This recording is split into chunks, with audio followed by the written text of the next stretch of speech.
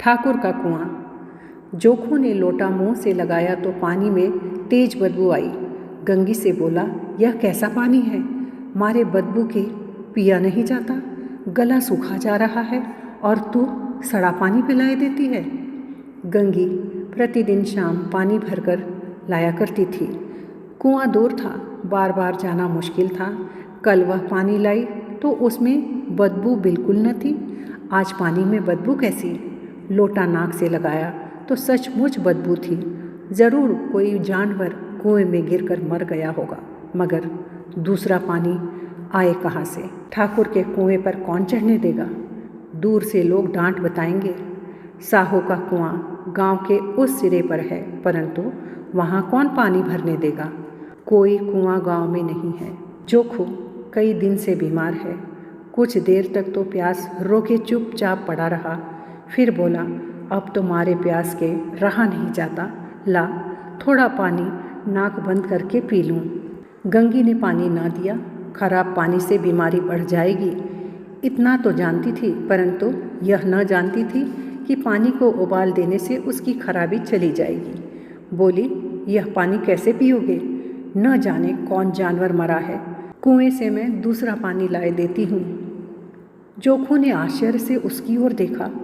पानी कहाँ से लाएगी? ठाकुर और साहू के दो कुएं तो हैं, क्यों एक लोटा पानी भी न भरने देंगे? हाथ पांव तुड़वा कर आएगी और कुछ न होगा।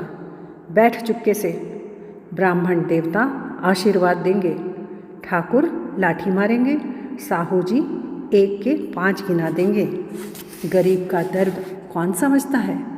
हम तो मर भी जाते हैं तो कोई द्वार पर झांकने नहीं आता, कंधा देना तो दूर की बात है। ऐसे लोग कुएं से पानी भरने देंगे? इन शब्दों में कड़वा सत्य है। गंगी क्या जवाब देती, किंतु उसने वह बदबूदार पानी पीने को न दिया। रात के 9 बजे थे। थके मांदे मजदूर तो सो चुके थे। ठाकुर के दरवाजे पर 10-5 बेफिक्रे जमा थे मैदान में। बहादुरी का तो न जमाना रहा न मौका। कानूनी बहादुरी की बातें हो रही थी। कितनी होशियारी से ठाकुर ने थानेदार को कहा, एक खास मुकदमे की नकल ले आए। नाजिर और मोहतिमिम सभी कहते थे नकल नहीं मिल सकती। कोई 50 मांगता, कोई 100। यहाँ बेपैसे कौड़ी नकल उड़ा दी। काम करने का ढंग चाहिए। इसी समय गंगी कुएं से पानी लेने पहुंची। कुप्पी की धुंधली रोशनी कुएं पर आ रही थी।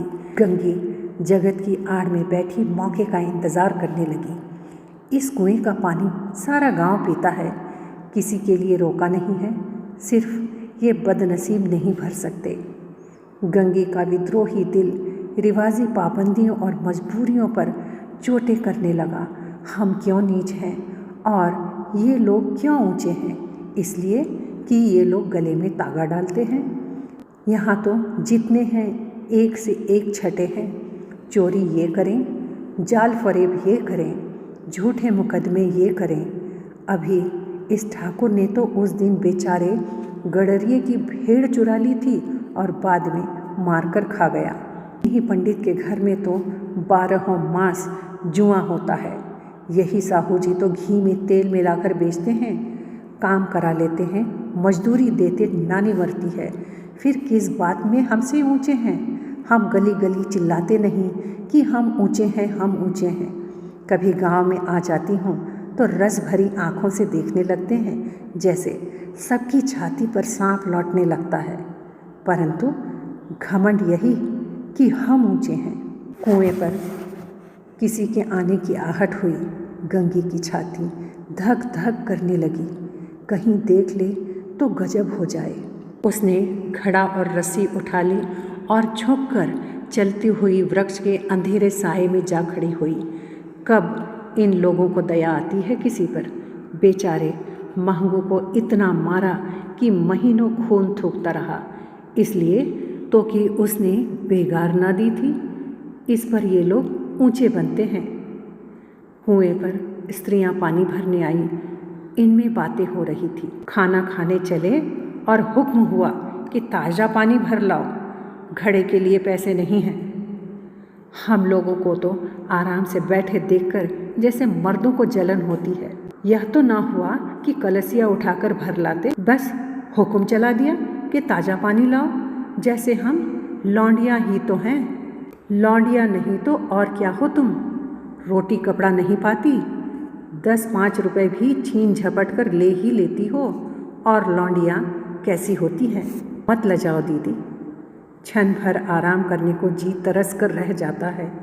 इतना काम किसी दूसरे के घर कर देती तो इससे कहीं आराम से रहती। ऊपर से वह एहसान मानता।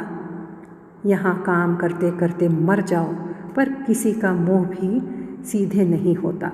दोनों पानी भरकर चली गई तो गंगी वृक्ष की छाया से निकली और कुएं की जगत के पास आई।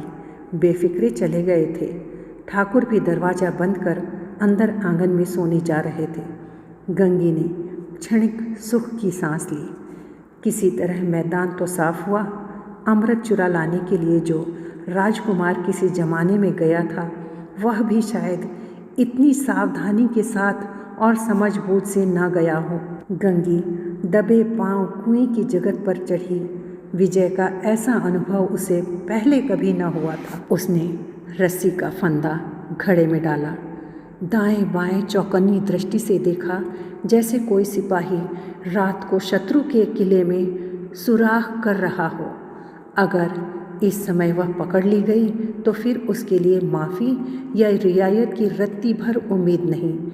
अंत में देवताओं को याद करके उसने कलेजा मजबूत किया और घड़ा कुएं में डाल दिया। घड़े ने पानी में गोता लगाया, बहुत ही आहिस्ता, जरा सी आवाज़ न हुई। गंगी ने 2-4 हाथ जल्दी जल्दी मारे। घड़ा कुएं के मुंह तक आ पहुंचा। कोई बड़ा शाहजोर पहलवान भी इतनी तेजी से न खींच सकता था। गंगी झुकी कि घड़े को पकड़कर जगत पर रखे कि एकाएक ठाकुर साहब का दरवाज़ा खुल गया। शेर का मुंह इससे अधिक भयानक न होगा। गंगी के हाथ से रस्सी छूट गई।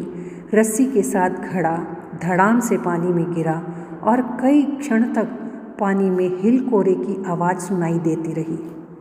ठाकुर, कौन है, कौन है? पुकारते हुए कुएं की तरफ जा रहे थे और गंगी जगत से कूदकर भागी जा रही थी। घर पहुंचकर देखा कि जोखू लोटा मुंह से लगाए वही मैला गंदा पानी पी रहा है।